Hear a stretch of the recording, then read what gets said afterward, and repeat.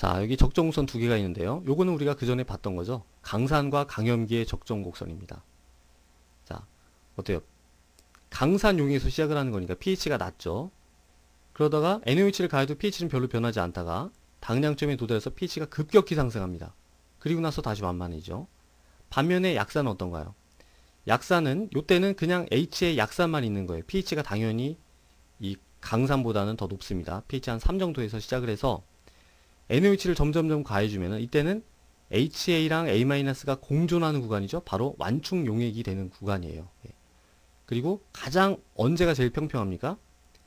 pH랑 pK가 같은 순간이 가장 평평하죠. 자, 이 적정 곡선에서 볼 때 이 약산의 pK는 대충 어느 정도 돼 보이세요? 가장 평평한 구간이니까 한 요쯤 되겠죠. pK가 한 5보다는 약간 적겠네요. 예, 바로 아세트산의 적정 곡선입니다. 아세트산의 pK가 4.7 정도 되죠. 자, 그리고 거기다가 NaOH를 계속 가하면 이제 균형이 깨지면서 pH가 점점점 가파르게 상승을 하게 됩니다. 그래서 당량점에 도달했어요. 당량점에서는 이 안에 뭐만 있는 셈인가? 거의 HA의 짝염기인 A-만 있는 셈이죠. 예. A-는 약염기이니까 약염기의 용액은 당연히 pH가 7보다 높은 염기성 용액이 됩니다. 당량점은 가장 pH가 급격히 상승하면서 pH는 염기성이에요. 예. pH는 7보다 큽니다. 자, 그 다음에는 어때요? 거기다가 NaOH를 더 가하는 거니까 A-랑 OH-가 공존하는 구간인데요. 여기서 존재하는 모든 OH-는 넣어준 OH- 때문에 생긴 거지 물의 자체일이나 A-의 가수분해에 의해서 생긴 OH-는 하나도 없습니다. 왜 그래요? 이렇게 강한 염기 앞에서 이렇게 약한 염기가 무슨 염기 노릇을 할 수 있겠어요. 그래서 보시면은 강산과 강염기의 당량점 이후의 적정 곡선이나 얘네들의 이 적정 곡선이 똑같은 걸 알 수가 있죠. 완벽하게 동일합니다. 자, 그래서 이런 약산의 적정 곡선에 대한 이런 패턴을 이해하는 게 굉장히 중요해요. 패턴. 그리고 우리가 pH를 어떻게 계산할 수 있었습니까? 요때는 약산만 있었으니까 H 플러스의 농도는 루트 KH다. 이걸로 계산했고요. 요때는 어떻게 계산했나요? 약산과 그 짝염기가 공존하니까 핸더슨 하셀바크식으로 이용을 했었죠. 예. 그래서 pH를 계산했었고, 당량점에서는 뭘 이용했었나요? 약염기 용액이니까 OH-의 몰농도가 루트 KBC다. 요걸 이용했고요. 그 이후에는 어때요? 따로 뭐 계산이 필요가 없습니다. 그냥 OH 농도 그 자체를 pH로 변환하기만 하면 돼요. 자, 이렇게 보면은 적정 곡선을 그리는 데 있어서 막 여러 가지 공식을 쓴 것 같은데 사실은 전혀 그렇지가 않은 거예요. 얘 어디서 온 겁니까? 루트 KC. 바로 약산의 평형상수 KA의 정의에서 유도를 한 거죠. 핸더슨 하셀바크식 어디서 온 거죠? 당연히 KA에서 온 겁니다. 이 뒤에 있는 KBC 어때요? 얘도 KA에서 온 거예요. 예. 이 뒤에는 당연히 그냥 KW에서 온 거죠. 자, 그래서 여러분들이 마음만 먹으면요. 이런 여러 가지 공식 다 필요 없고 그냥 KA 하나 그리고 당연히 KW도 있겠죠. 여기서부터 모든 적정 곡선을 깨끗하게 전부 다 유도를 할 수도 있습니다. 예. 그래서 예, 여러 가지 공식이 쓰이는 게 아니에요. 자, 그러면은 이제 지시약이 적정 과정에서 어떻게 색깔이 변하는가 한번 보겠습니다. 자, 그 전부터도 계속 말씀을 드렸지만요. 지시약은 전부 다 약산으로 간주할 수가 있어요. HA는 H 플러스랑 A-로 해리되는 약산으로 간주할 수 있고, 지시약은 뭐만 다르냐? 바로 HA랑 A-의 색깔이 다른 물질이다 이겁니다. 그리고 지시약은 언제 색깔이 가장 민감하게 변하나요?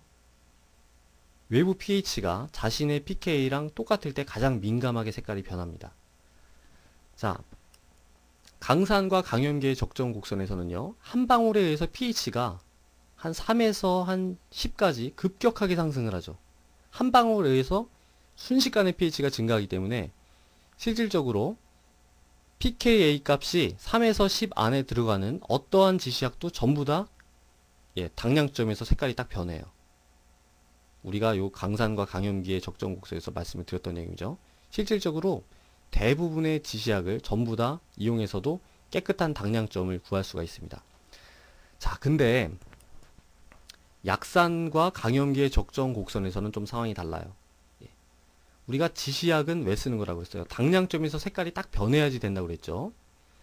자, 당량점이 pH가 얼마였나요? 아까 봤었죠. 당량점의 pH는 뭐 약산의 종류에 따라 조금씩은 다르겠지만 전부 다 염기성입니다. pH가 7보다 커요. 자, 당량점에서 이 약산의 적정 곡선에서 당량점에서 색깔이 변하려면은 그 지시약의 pKa는 pH가 어느 정도 돼야 된다는 거예요. 그쵸? 8이나 9나 10 이 정도는 돼야 된다 이겁니다. 예. 가장 적합한 게 뭘까요? 바로 페놀프탈레인이에요. 페놀프탈레인은 pH 한 9 정도에서 색깔이 변하는 그런 지시약이었죠. 자, 반면에 pK 값이 더 작은 뭐 예를 들어서 메칠레드 같이 pK 값이 한 5 정도 되는 이런 지시약을 사용했다. 그럼 어떤 일이 일어날까요? 보세요. 메칠레드를 넣고선 계속 적정을 하면은 메칠레드가 pH 4 이하에서는 빨간색으로 존재합니다. 계속 빨개요. 근데 NaOH를 가하면서요. 여기서부터 색깔이 변하기 시작합니다. 점점. 예. 계속 변해가지고요. 여기서부터 이 구간까지. 예. NaOH를 계속 누는 동안 색깔이 조금씩 찔끔찔끔 계속 변하는 거예요. 정작 당량점에서는 색깔이 그냥 노란색입니다. 자, 어때요? 지시약으로서 아무 기능을 못하는 거죠. 아무 쓸데없는 일을 하고 있는 겁니다. 자, 반면에 페놀프탈레인은 어떤지 보세요. 페놀프탈레인은 적정을 하는 데 있어서 지금 당량점에 도착하기 전까지도 색깔이 투명합니다. 그러다가 얘는 이제 pH가 9에서 색깔이 변하니까 한 방울에 의해서 색깔이 확 변하죠. 용액 pH가 확 상승하면서 동시에 색깔이 딱 변합니다. 그러니까 우리가 깨끗한 당량점을 알 수가 있는 거죠. 예. 자, 그래서 약산을 강염기로 적정을 할 때는 어떤 지시약을 써야 돼요? 염기성 수용액에서 변색을 하는 지시약을 써야 됩니다. 더 구체적으로 얘기를 하면은 그 지시약의 pKa 값이 7보다는 큰 그런 지시약을 사용해야지 우리가 약산과 강염기의 적정 곡선에서 정확한 당량점을 알 수가 있습니다. 자, 그러면은 여러가지 K 값을 가지는 약산이 서로 다른 어떠한 패턴의 적정 곡선을 보이는가 한번 보겠습니다. 자, 약산이라는 것은 K 값의 범위가 굉장히 넓죠. 10의 마이너스 3승인 것도 약산이라고 하고요. 10의 마이너스 11승인 것도 약산이라고 합니다. 물론 이제 약산들마다 고유의 K 값을 가지고 있는 거죠. 이렇게 K 값이 다르면 당연히 적정 곡선의 패턴도 달라지겠죠. 자, 우리가 요 전에 굉장히 중요한 걸 공부했었는데요. 뭡니까? pH랑 pK가 같을 때 그 적정 곡선이 가장 평평하다고 그랬죠. 예, 여기다 한번 적용을 해보겠습니다. 여기는 여러가지 종류의 Ka 값을 가지는 약산의 적정 곡선이 한데 이렇게 포개져 있어요. 자, 노란 데다 적용을 해보죠. 지금 요 노란 적정 곡선은 언제 가장 평평해 보여요? 자, 여기서 가장 평평해 보이죠? pH 4에서 가장 평평하다. 뭘 의미합니까? 이 적정 곡선은 pKa 4짜리 산의 적정 곡선인 거예요. 적정 곡선만 보고도 그 산의 pK를 알 수가 있는 거죠. 자, 얘는 어떨까요? 녹색 곡선. pH 6에서 제일 평평하죠? pKa 6짜리 산인 겁니다. 얘는 pH 8에서 제일 평평하죠? pKa 8짜리 산인 거예요. 아주 기본적인 거죠. 자, 그러면은 이런 기본적인 내용을 우리가 완충 용량에다가 적용을 해보겠습니다. 완충 용량이 뭡니까?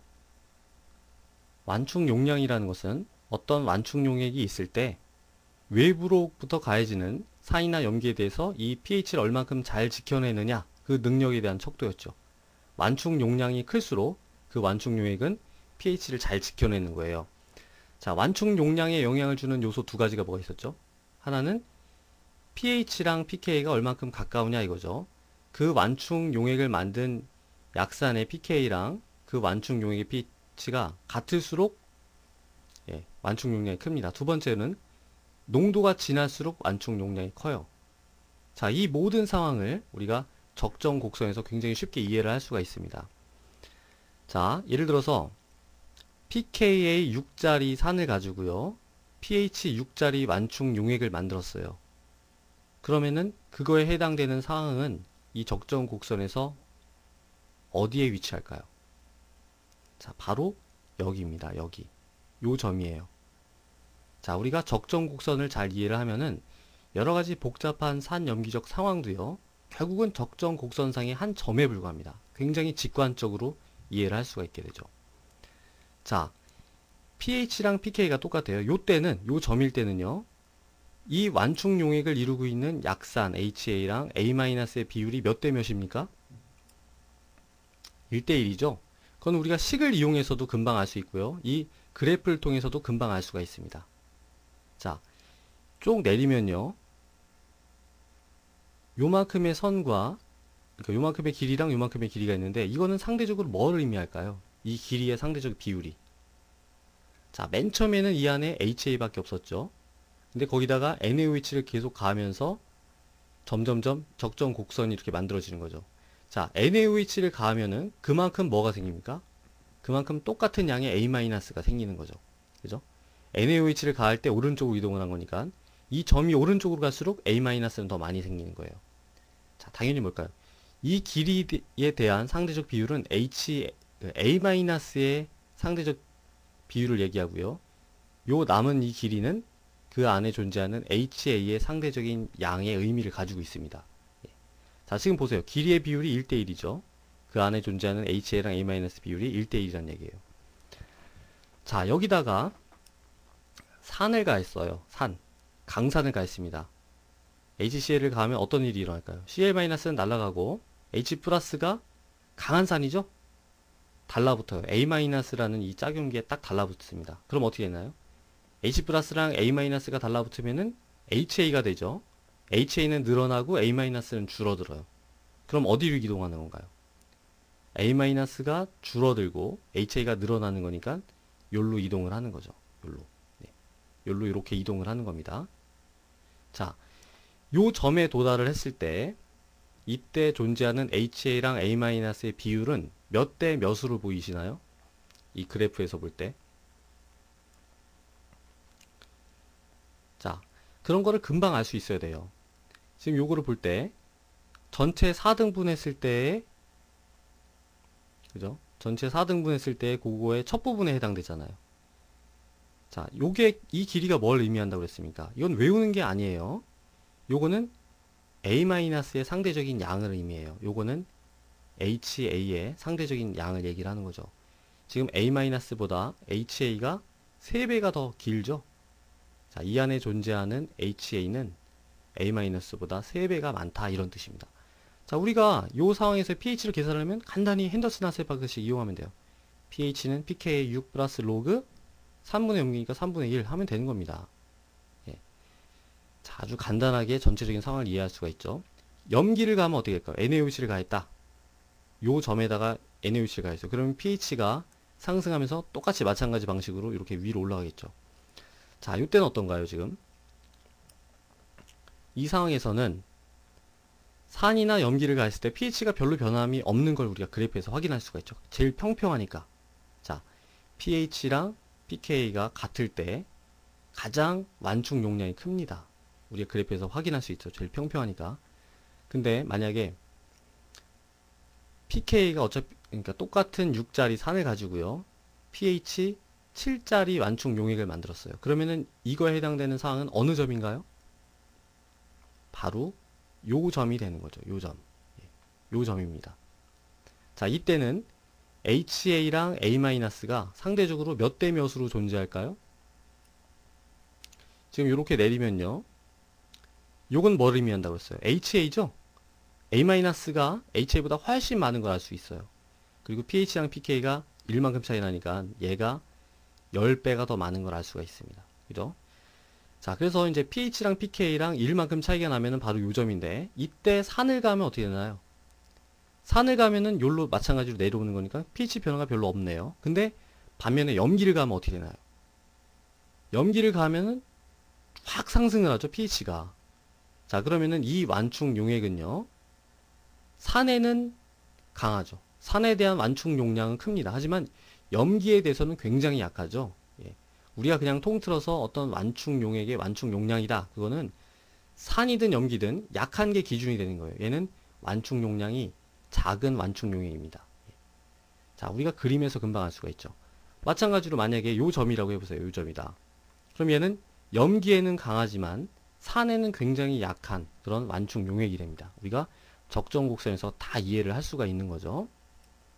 자, 그래서 지금까지 완충 용량에 영향을 주는 요소 중에 하나를 적정 곡선을 통해서 우리가 이해를 했죠. 바로 pH랑 pK가 같을수록 완충 용량이 크다. 왜냐면 평평하니까 그 얘기를 했습니다. 자, 두 번째 요소는 뭐가 있었나요? 바로 농도죠. 예. 농도가 진하면 진할수록 그 완충 용액의 완충 용량은 큽니다. 자, 이거는 어떻게 이 적정 곡선을 통해서 이해할 수 있을까요? 다 이해할 수가 있습니다. 자, 지금 이제 역시 녹색 곡선을 가지고선 우리가 생각을 해보죠. 녹색 곡선이라는 것은 pKa가 6짜리 산을 가지고 만든 그 적정 곡선이죠. 자, 얘의 농도를 우리가 C라고 할 때 얘의 농도보다 2배가 더 진한 이 C의 농도를 가진 pK 6짜리 똑같은 산의 적정 곡선은 어떻게 될까요? 자, 농도가 진해진다고 pK 값이 변하지 않죠. 똑같이 pK는 6입니다. pK가 6이라는 것은 이 용액도 역시 pH 6에서 가장 평평하다는 뜻이에요. 자, 그리고 농도가 2배가 더 진하면은 당량점에 도달하기 위해서 필요한 NaOH의 부피는 어떨까요? 당연히 2배가 됩니다. 그죠? 예. 농도가 2배가 더 크니까 당량점에 도달하기 위해 필요한 NaOH의 양도 2배가 되는 거예요. 그러니까 50이 아니라 100만큼의 NaOH를 가했을 때 그때 당량점에 도달을 합니다. 자, 그러면은 이 모든 상황을 종합을 해보면 적정 곡선이 어떻게 될까요?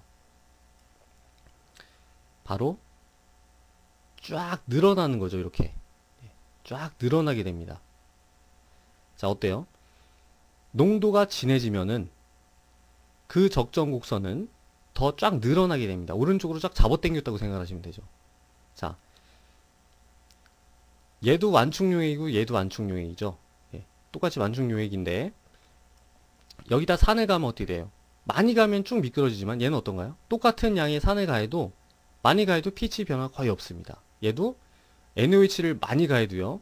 얘는 많이 가면은 당력점에 도달할 수 있지만 그만큼 가해도 얘는 pH 변화가 별로 없어요. 자, 왜 그런가요? 농도가 진하면 오른쪽으로 쭉 잡아 당겨지는 거기 때문에 더 평평해집니다. 평평해질수록 완충 용량이 크다 이거죠. 우리가 적정 곡선에서 쉽게 이해를 할 수가 있습니다. 자, 그래서 이거 말고도 굉장히 많이 있습니다. 우리가 이제 여러 가지 각각의 문제를 통해서 공부를 해볼 텐데 적정 곡선을 제대로 잘 이해를 하면요. 여러 가지 산염기적 상황을 굉장히 직관적으로 이해를 할 수 있게 됩니다. 예. 우리가 그 중에서 하나 완충 용액에다 적용했을 뿐인데 이거 말고도 얼마든지 더 많이 적용을 할 수가 있습니다. 자, 그럼 이제 이런 내용을 바탕으로 약산의 적정 곡선에 대한 몇 가지 문제를 한번 풀어보겠습니다.